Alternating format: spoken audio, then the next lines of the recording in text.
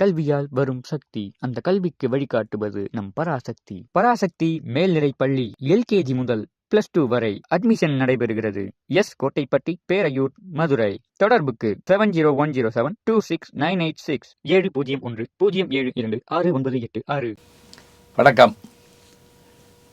திங்கள் தோறும் அது ஒரு உற்சாகத்தோடு தொடங்குகிற நாளாக நம்ம மாற்றி வச்சுருக்கிறோம். நம்முடைய ஜீஞான சம்பந்தன் யூடியூப் சேனலில் இதுக்காக நம்ம நிறைய உழைக்க வேண்டியிருக்கு.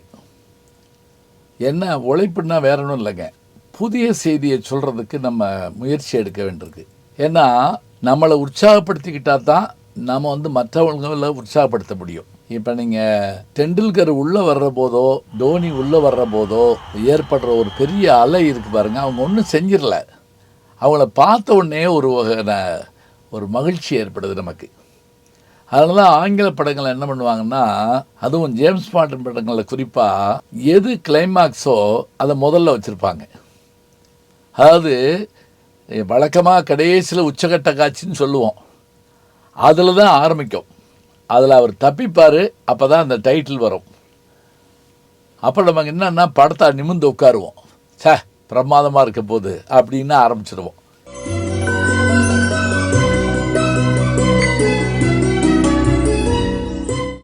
அப்போ தொடக்கமே இந்த மாதிரி இருக்கணும். திங்கள் அது மாதிரி தான், தொடக்கத்தில் அந்த வேகம் இருக்கணும்.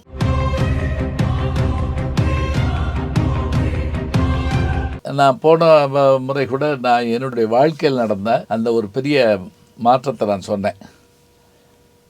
இது மாதிரியான இடர்பாடுகள் மற்றவையெல்லாம் கூட ஏற்படத்தான் செய்யும். இன்னும் சொல்லப்போனால் தயக்கமும் தாமதமும் பல விஷயங்களை மாற்றி விடுங்க. கொஞ்சம் தயங்கினா போதும், அடுத்த ஆள் ஓடிடுவான். ரேஸ் வித் த டெவில் அப்படின்னு ஆங்கிலத்தில் ஒரு வார்த்தை உண்டு. பிசாசோடு ஒரு ஓட்டம். அது என்ன தெரியுங்களா, நீங்கள் திரும்பி பார்த்தீங்கன்னா பிசாசு முந்திடும், அதை முந்த விடாமல் நம்ம ஓடணும். அப்படி ஓடுகிற மனநிலை வேண்டும் நமக்கு. அதனால தான் பலர் எல்லா விஷயமும் தெரிஞ்சு வச்சுருந்தாலும் கூட சொல்ல மாட்டாமையால் அவர்கள் என்ன பண்ணுவாங்கன்னா அப்படின்னா அந்த செயல்பாடுகளில் தோற்று போவாங்க. அவங்களுக்கு தெரியாது, 100க்கு 100 வாங்கியிருப்பாங்க எல்லாத்துலேயும். ஆனால் அவங்க போய் அந்த நேர்முக தேர்வுலையோ வாய்மொழி தேர்வுலையோ அவங்க தங்களை வெளிப்படுத்திக்கிறாமல் போயிடுறது எதனால் அப்படின்னு கேட்டால், வார்த்தை தடுமாற்றம், வியர்வை, தயக்கம், தப்பாக இருக்குமோ ரைட்டாக இருக்குமோ இப்படிங்கிற ஒரு எண்ணம், இது எல்லாமா சேர்ந்து என்ன பண்ணுதுன்னா அவங்களுடைய வெற்றிக்கு தடையாக இருக்குது. திருவள்ளுவர் கவனமாக அதை சொல்கிறார், இதையுமா சொல்கிறார் திருவள்ளுவர்னு நீங்கள் கேட்கலாம். அவர் எதைத்தான் சொல்லலை, அவர் எல்லாம் சொல்லியிருக்காருங்க, நம்ம படிக்கலை, அவ்வளோதான். இப்போ அவர் ஒரு அழகான செய்தியை சொல்கிறார்.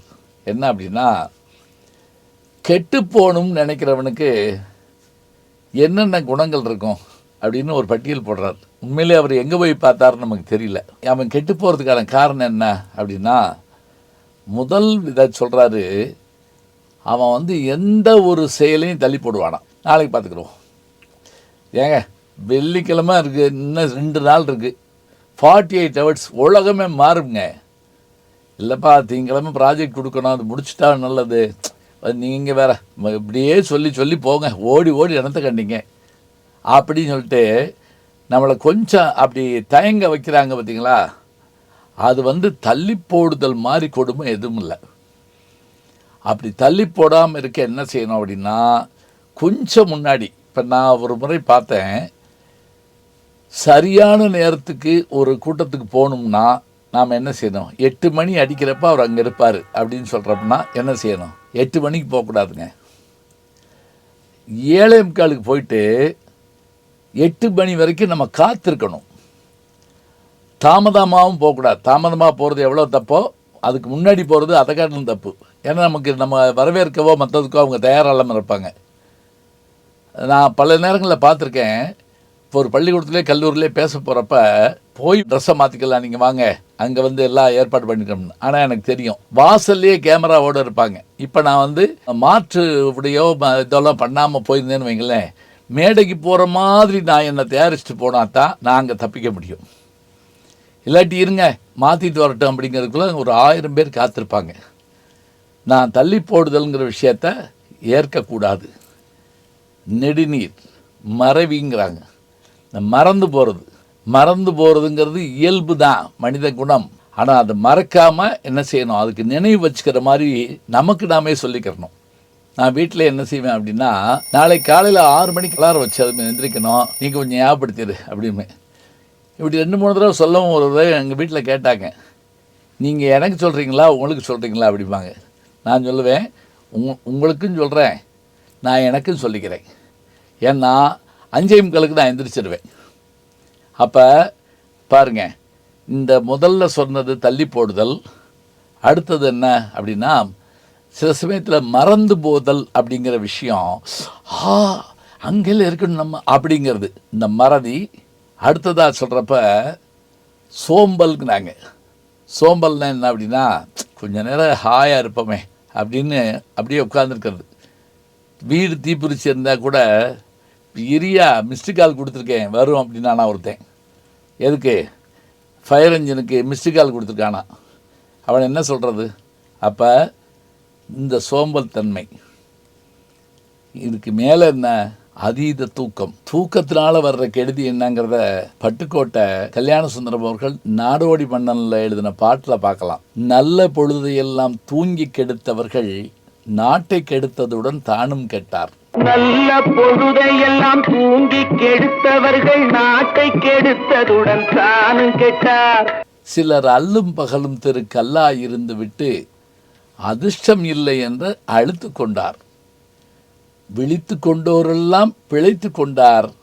உன்போல் குரட்டை விட்டோரெல்லாம் கோட்டை விட்டார்.